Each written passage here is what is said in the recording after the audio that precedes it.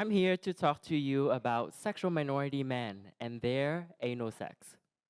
Some of you may already know, some of you may hear this for the first time, that gay, bisexual, queer, and other men who have sex with men have different sexual position preferences.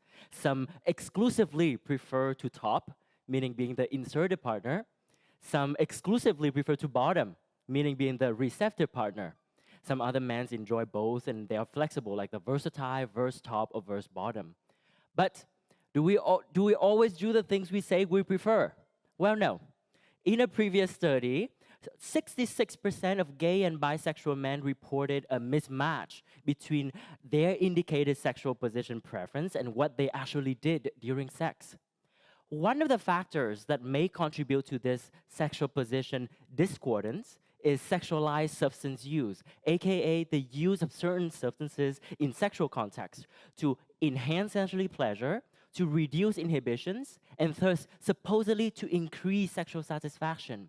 But is this actually the case? What is the interaction between sexual position discordance and sexualized substance use on sexual satisfaction? And to answer this question, with the support of a national research team, I completed a quantitative survey-based study with a national sample of almost 2,000 men across Canada, Vancouver, Toronto, and Montreal. What did I find? Consistent with previous research, over 60% men in my sample also reported discordant sex. Yet, sexual position discordance was not linked with lower sexual satisfaction.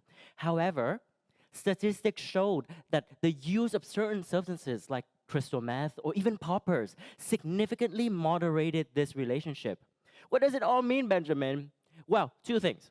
First, there's a great deal of behavioral flexibility and diversity among these men when it comes to sex, and doing something different from their preference was not a deal breaker, or rather I should say, satisfaction breaker at all.